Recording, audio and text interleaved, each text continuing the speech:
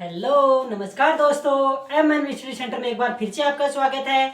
आज की क्लास का आपने थंबनेल पहले से देख लिया होगा। आज पढ़ेंगे हम इतिहास, और इतिहास को एकदम जीरो लेवल से। ये नहीं कि इतिहास का नाम सुनते ही आप एकदम डर से जाते हो कि इसमें तिथि याद करनी पड़ती है, डेट याद करनी पड़ती है। इन सब से छुटकारा, एकदम सब कुछ क्लास के अंदर ही याद होने वाला है। इतिहास को इतने अच्छे तरीके से आपको समझाऊंगा कि शायद ही आपने पहले कहीं पढ़ा हो। तो इतिहास के बारे में मैं शुरुआत करने से पहले हम ये जानेंगे कि आखिरकार इतिहास क्या है, इतिहास को कैसे पढ़ेंगे, किस तरह से पढ़ा जाता है, इतिहास पढ़ना क्यों जरूरी है, ये सारी बात हम करने वाले हैं। तो आज की क्लास की शुरुआत करने से पहले मैं आपको कहता हूँ, जिंदगी क्या है अगर दिल को जवानी ना मिले। जिंदगी क्या है अगर दिल को जवानी ना मिले, वो पेड़ कैसे हरा हो जिसे पानी ना मिले। कितने अशकों को उसने हंसी में छुपाया होगा, जिसके चेहरे पर कहीं गम की निशानी ना मिले। इसी मुस्कुराहट को बनाए रखते हुए आज की क्लास की शुरुआत करते हैं। सबसे पहले बात करेंगे कि इतिहास क्या है। क्या बात करेंगे? इतिहास क्या है।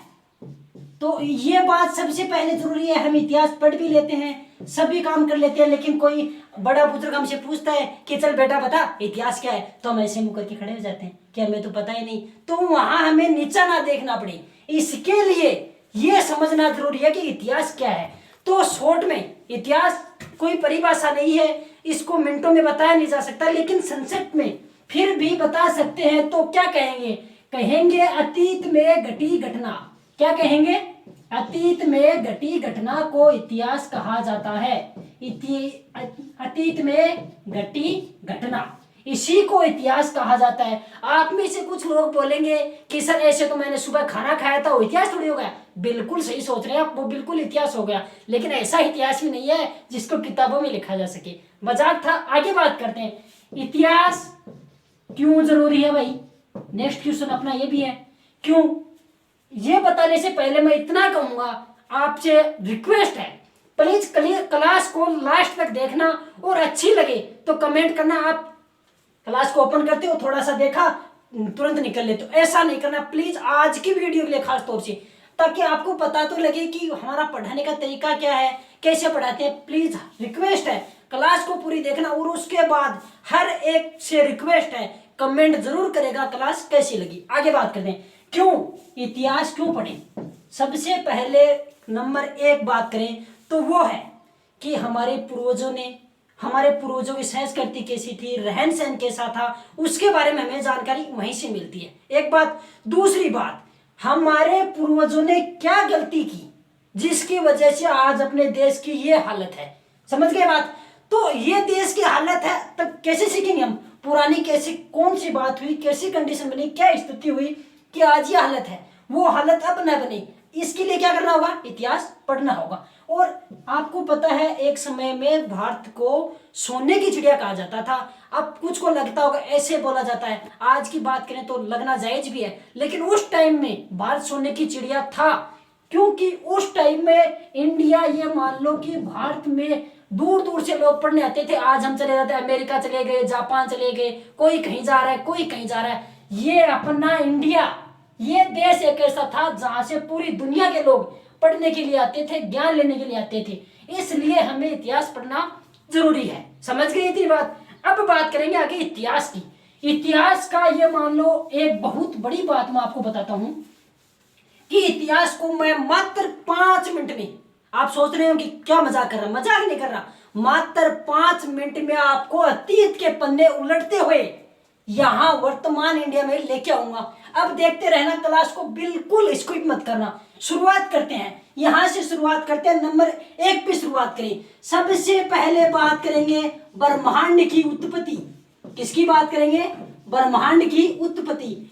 हैंड राइटिंग में थोड़ा आपको मैनेज करना पड़ेगा, पीडीएफ बिल्कुल आपको टेलीग्राम चैनल पे मिल जाएगी। ब्रह्मांड की उत्पत्ति मानी जाती है आज से, ये मान लो जो ब्रह्मांड है इसकी उत्पत्ति मानी जाती है अरबों वर्ष पूर्व है। अरबों वर्ष पूर्व है, ये मान लो 13-14 अरब वर्ष के समथिंग। नंबर 1 पे बात कर ली, नोट करते जाना, समझते जाना। आज की क्लास में समझने की चीज ज्यादा है।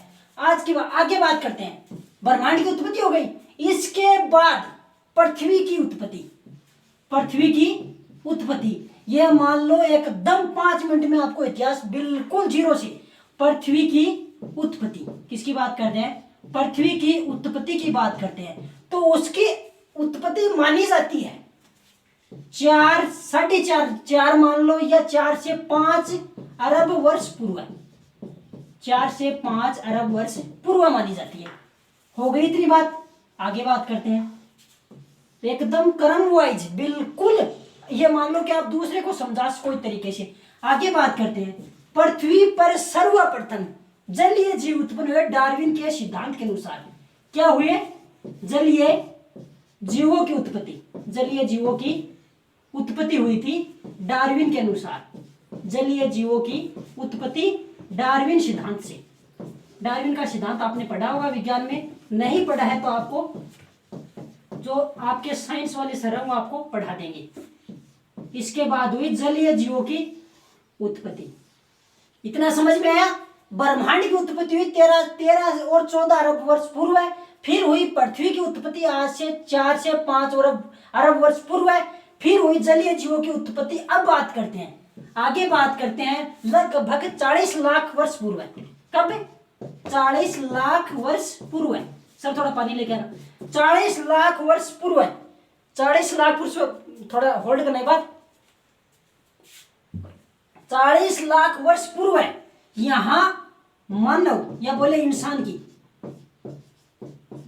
मानव की उत्पत्ति कब हुई थी? 40 लाख वर्ष पूर्व। सर्वप्रथम जिसको आप पिछड़ा हुआ कहते हो ना, वो है अफ्रीका महाद्वीप, जिसको आप पिछड़ा हुआ कहते हो, वहां पे सर्वप्रथम मानव की उत्पत्ति हुई थी। समझ गए बात? आगे बात करते हैं। चलो ठीक है। यहां से उत्पत्ति होने के बाद मानव अलग अलग, जैसे महाद्वीप है, अफ्रीका के बाद एशिया चले गए, यूरोप चले गए, ऐसे महाद्वीपों में फैल गए। मानव फैल गए अलग अलग महाद्वीप में, जैसे एशिया, यूरोप, इस तरह से अलग अलग महाद्वीप में फैल गए। इतनी बात समझ में आई? आगे बात करते हैं। यहां से फैलने के बाद अलग अलग फैल गए, तो उसके बाद हम आगे जो इतिहास में लिखते हैं वो लिखते हैं पूरा पाषाण काल। मैं आपको बिल्कुल सब बातें एकदम डिटेल में बताऊंगा, लेकिन एकदम शॉर्ट में बात कर रहे हैं फिलहाल हम। पूरा पाषाण काल, फिर आता है मध्य पाषाण काल, उसके बाद नव पाषाण काल। आप कहोगे सर इसमें क्या हुआ था? इसमें मानव एकदम असभ्य था, ये मान लो कपड़े तक नहीं पहनता था। क्या था? असभ्य था यहां तक मानव। इसके बाद आगे क्या होता है? इसके बाद मानव पहले दोनों, जैसे आप कहीं देखते हो, कहीं इमेज देखते हो, मानव ऐसे झुका हुआ था, ऐसे था, तो वो क्या था कि पहले दोनों पैरों पे चलता नहीं था इंसान। बंदर का तभी तो बताते हैं पूर्वज। अब दोनों पैरों पे चलना स्टार्ट कर दिया। क्या क्या हो गया? दोनों पैर पे चलना स्टार्ट हो गया, आग का आविष्कार कर लिया, पहिए का आविष्कार कर लिया, और थोड़ी बहुत खेती जानने लग गया। ठीक है, आगे बात करते हैं। इसके बाद ये कर लिया। उसके बाद मानव अब बता देता हूं आपको, थोड़ा इधर लिख देता हूं आराम से। खेती करने लग गया। स्थायी बनावट हो गई उसकी, मतलब बनावट नहीं, स्थायी बसावट हो गई उसकी। ठीक है। और एक सभ्यता, जैसे लोग रहेंगे तो बहुत सारे लोग रहेंगे तो एक सभ्यता पनपेगी, तो एक सभ्यता की ओर बढ़ने लग गए थे। सभ्यता की ओर आगे बात करते हैं। इससे आगे बात करें तो इसके बाद सिंधु घाटी सभ्यता, इसके बाद सिंधु घाटी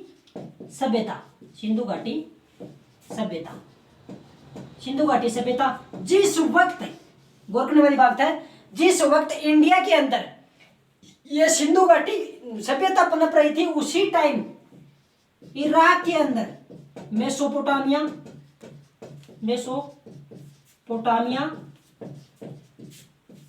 यूरोपीय सभ्यता, चीनी सभ्यता, ये सब उसी टाइम इसके समकालीन थी। कभी वर्ल्ड हिस्ट्री पढ़ेंगे तो आपको विस्तार से इसके बारे में बताऊंगा। सिंधु घाटी सभ्यता के बाद बात करते हैं तो वो था वैदिक काल, वैदिक सभ्यता बोल सकते हैं इसको, ये हुई थी। लेकिन ये थी शहरी, आपको पढ़ाऊंगा विस्तार से। ये शहरी थी और वैदिक जो सभ्यता वाले लोग थे ये थे ग्रामीण। चलो आगे बात करते हैं। आगे बात करें तो इसके बाद जो अपना है रामायण काल, कौन सा काल, जिसमें रामायण थी, रामायण काल और महाभारत काल, कौन सा, रामायण काल महाभारत काल, यहां तक हम पहुंच गए हैं। आगे मुझे थोड़ा रब करना पड़ेगा तभी मैं आगे चल पाऊंगा। तो एक बार मैं थोड़ा संक्षेप में आपको बता देता हूँ, स्क्रीनशॉट लेना चाहो तो स्क्रीनशॉट ले सकते हो। ब्रह्मांड की उत्पत्ति हुई 13 से 14 अरब वर्ष पूर्व है। पृथ्वी की उत्पत्ति हुई 4 से 5 अरब वर्ष पूर्व है। उसके बाद सर्वप्रथम जलमय जीवों की उत्पत्ति हुई डार्विन सिद्धांत के अनुसार। फिर 40 लाख वर्ष पूर्व मानव की उत्पत्ति हुई सर्वप्रथम अफ्रीका महाद्वीप में। आगे बात करें तो मानव अलग अलग महाद्वीपों में फैल गया, एशिया, यूरोप आदि में। आगे बात करें तो इस टाइम मानव ऐसा पे रहता था, तन पे कपड़े तक नहीं रहते थे। पूरा पाषाण काल, मध्य पाषाण काल, नव पाषाण काल, इसके अंदर मानव ऐसे ऐसे औजार बनाए जिससे कि पत्थर के अनगढ़े, मतलब कोई तरीका नहीं था उनका, एकदम शेप में नहीं थे। इस मध्य पाषाण काल में जो सींग होते हैं उनसे और हड्डियों से बनाए थे, और नव पाषाण काल के अंदर वो ठीक से औजार बनाने लग गया था। आगे बात करें तो वो दोनों पैरों पे चलना सीख गया, आग का आविष्कार हो गया, पहिए का आविष्कार हो गया, खेती का आविष्कार हो गया। इनसे उसे बहुत कुछ मिलने लगा। आग से वो मांस को सेक के खाने लगा। उसके बाद जैसे खेती है, खेती से उसको अलग अलग भटकना नहीं पड़ा, एक जगह स्थायी निवास हो गया, खेती कर ली, स्थायी बसावट हो गई और एक सभ्यता की ओर चल दिया। सिंधु घाटी सभ्यता, यह आपको पता है जिस टाइम भारत में सिंधु घाटी सभ्यता चल रही थी उसी टाइम इराक के अंदर मेसोपोटामिया, चीन, यूरोपीय सारी सभ्यता इसके समकालीन चल रही थी। वर्ल्ड हिस्ट्री में आपको एकदम विस्तार से बताऊंगा।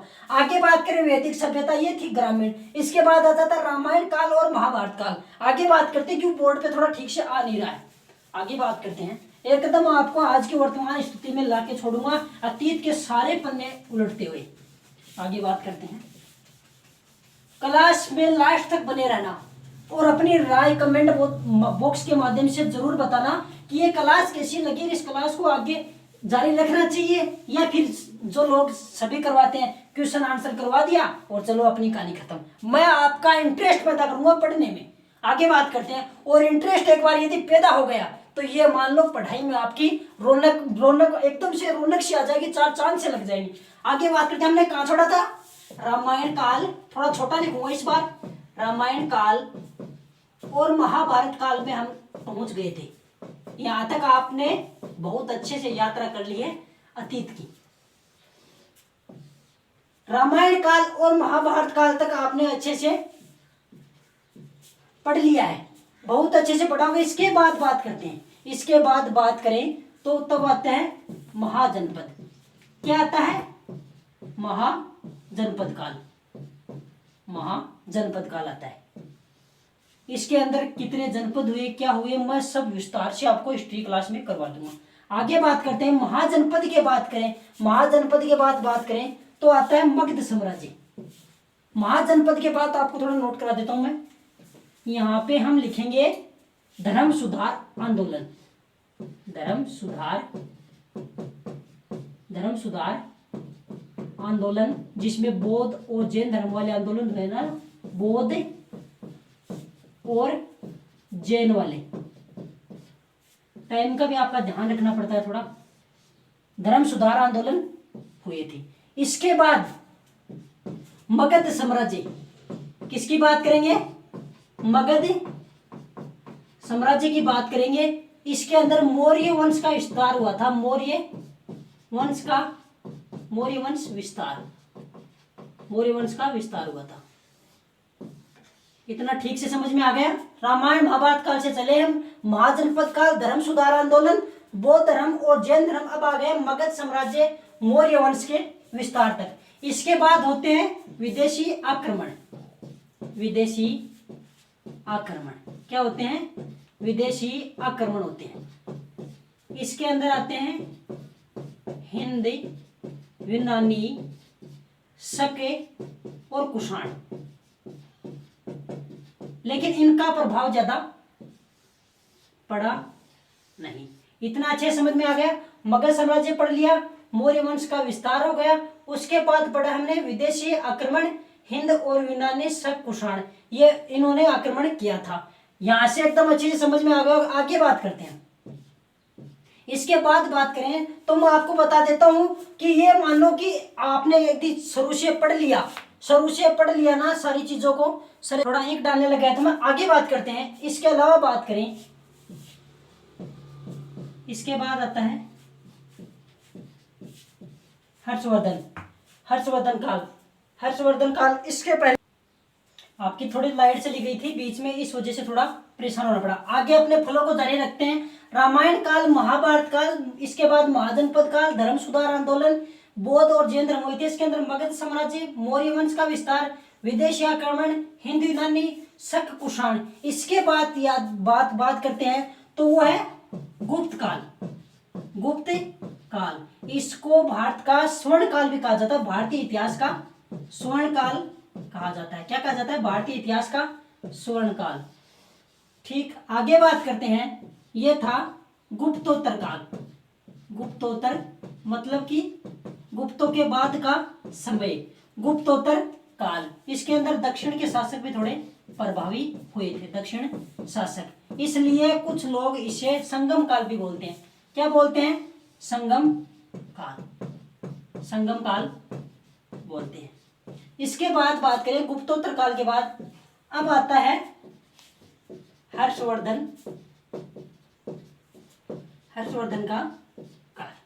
ठीक, गर्मी बहुत ज्यादा हो रखी है यहाँ पे। हर्षवर्धन काल, क्योंकि फैन चला नहीं सकते ना। हर्षवर्धन काल, संगम काल आपने पढ़ लिया। इसके बाद बात करेंगे हम, इसके बाद हम आएंगे मध्यकालीन, मध्यकालीन भारत में, मध्यकालीन भारत में।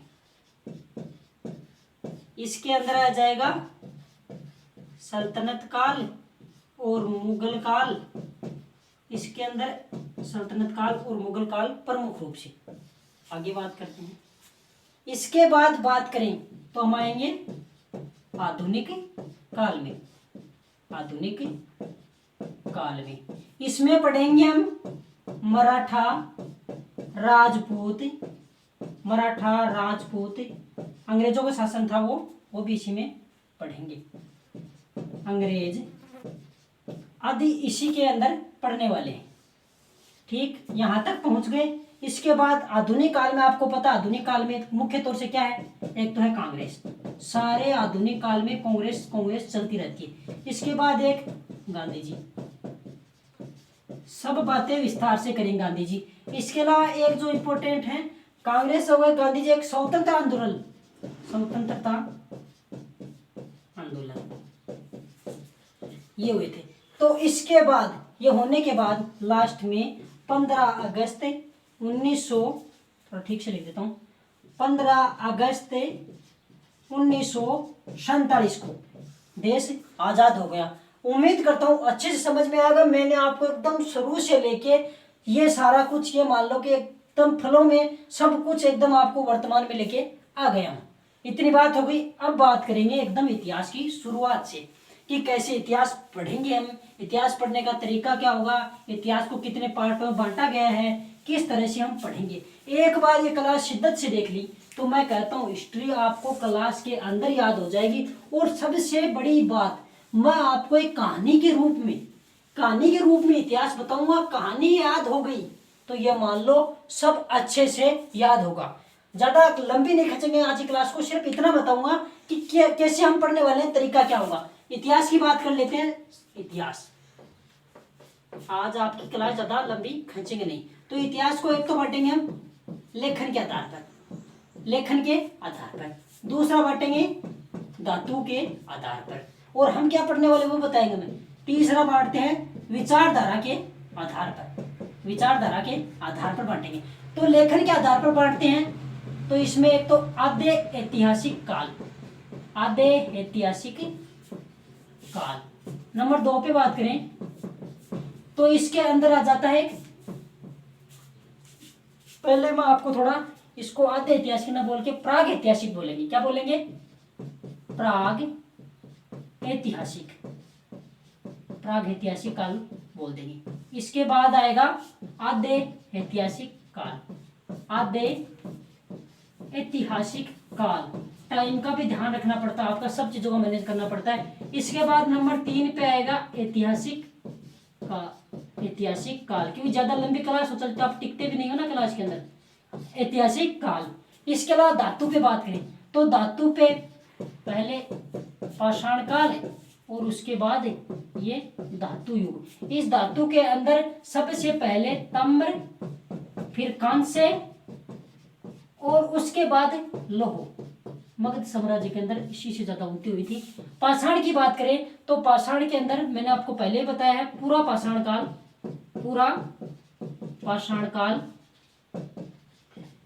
मध्य पाषाण काल और नव पाषाण काल। तीसरा जो बताया विचारधारा के आधार पर, इसका ये है कि कुछ लोग एकदम विरोधी सोचेंगे, कुछ लोग पक्ष में सोचेंगे, लेफ्ट विंग और राइट विंग ऐसा बोलते हैं इनको। इनमें हमसे पढ़ना नहीं है, धातु के आधार पर हमें पढ़ना नहीं है, हमें पढ़ना है लेखन के आधार पर, क्योंकि इतिहास वही माना जाता है जो लिखा जाता है। तो मैं थोड़ा सा बता दूं आपको, प्राग ऐतिहासिक काल, इसमें लोग ना लिखना जानते थे ना पढ़ना जानते थे। इनको मिटा देता हूं मैं ताकि आराम से आपको लिखा जा सके, इस हिसाब से हम पढ़ेंगे। प्राग ऐतिहासिक काल में लिखना व पढ़ना दोनों नहीं जानते थे, लिखना व पढ़ना नहीं जानते थे, लिखना पढ़ना नहीं जानते थे। इसमें लिखना जानते थे, सिंधु घाटी सभ्यता इसी में आती है। लिखना जानते थे लेकिन हम पढ़ नहीं पाए, लिखना जानते थे पढ़ नहीं पाए हैं। लिखना जानते थे इस टाइम के लोग लेकिन हम पढ़ नहीं पाए हैं, ठीक, नोट कर लेना। तीसरी ये है, इसमें पढ़ना भी जानते हैं हमें, इसमें जो लोग थे पढ़ना भी जानते थे, लिखना भी जानते थे और हम भी इसे पढ़ सकते हैं और लिख सकते हैं। ठीक है, समझ में आया इतना अच्छे से। अब बात करेंगे हम प्राग ऐतिहासिक काल में, तो कुछ ऐसा है नहीं। आदि ऐतिहासिक काल के अंदर आ जाएगी सिंधु घाटी सभ्यता, इसमें आ जाएगी सिंधु घाटी सभ्यता। अब बचा अपना ऐतिहासिक काल। ऐतिहासिक काल को किस तरह से डिवाइड करेंगे आज ही क्लास में मैं थोड़ा आपको बस इंट्रोडक्शन हो जाए अपना। ऐतिहासिक काल इसमें पढ़ेंगे, इसमें सबसे पहले आएगा प्राचीन, उसके बाद मध्यकालीन और उसके बाद आएगा आधुनिक इतिहास। इस तरह से हम पढ़ेंगे। सिंधु घाटी सभ्यता पढ़ने के बाद यहाँ पढ़ेंगे प्राचीन, फिर मध्य, फिर आधुनिक काल। इस तरह से हम पढ़ेंगे। कल आपकी शुरुआत हो जाएगी क्लास में सिंधु घाटी सभ्यता की। उम्मीद करता हूँ बहुत अच्छे तरीके से आपको समझ में आया होगा। एक बार बाबर बैठा था, खाना खा रहा था बाबर, उसी टाइम शेरशाह सूरी उधर से गुजर रहा था और उसका बेटा हुमायूं उसके पास में खड़ा था। तो उसने हुमायूं से कहा था, बेटा इस आदमी के माथे की लकीर में मुझे सम्राट का ताज दिखाई दे रहा है। हुमायूं ने उस बात पे गौर नहीं किया और देखो कितने 15-20 सालों तक हुमायूं दर दर की ठोकरें खाता रहा। तो मैं कहता हूँ तभी एक शायर ने कहा है, तू मेरे दिल में इस कदर बसी है जिस कदर मुगल साम्राज्य के अंदर शेरशाह सूरी घुसा है। तो अपने माँ बाप किसी को हल्के में मत लेना, ये मान लो कि वो आपके भले के लिए कहते हैं। आज ही क्लास में बहुत अच्छे से आपने आनंद लिया होगा, उम्मीद करता हूँ पसंद आई होगी। इसके अलावा करेंट इश्यू पे हमने एक क्लास बनाई है, बहुत ही अच्छे तरीके से आपको एक बार जरूर जाके देखना है। इसके अलावा ये वीडियो कैसा लगा कमेंट बॉक्स के माध्यम से जरूर बताना। इस क्लास को आगे जारी रखना है कि नहीं रखना है, जो भी आपके एडवाइस हो प्लीज कृपया करके कमेंट बॉक्स में आज कमेंट में सबके कमेंट आने चाहिए कि क्लास कैसी लगी। और चैनल को सब्सक्राइब नहीं किया तो प्लीज चैनल को सब्सक्राइब कर ले, इससे भी अच्छी क्लास आपको देखने की मिलेगी। एक अच्छी शुरुआत और कर रहे हैं करंट अफेयर से संबंधित। करंट अफेयर क्लास को आपने बहुत सारा प्यार दिया। जो नागिन डांस वाली क्लास, ये मान लो एकदम जो नागिन डांस वाली क्लास थी अपनी, भरपूर प्यार मिला आपको, उसी को थोड़ा बढ़ा के कुछ स्पेशल करने की तैयारी है। जल्द आपको सूचना मिल जाएगी। लास्ट में यही कहता हूँ, वीडियो को लाइक करें, शेयर करें, कमेंट करें और चैनल को सब्सक्राइब करके बेल आइकन जरूर दबा लें ताकि आपको हर वीडियो का नोटिफिकेशन मिलता रहे। धन्यवाद।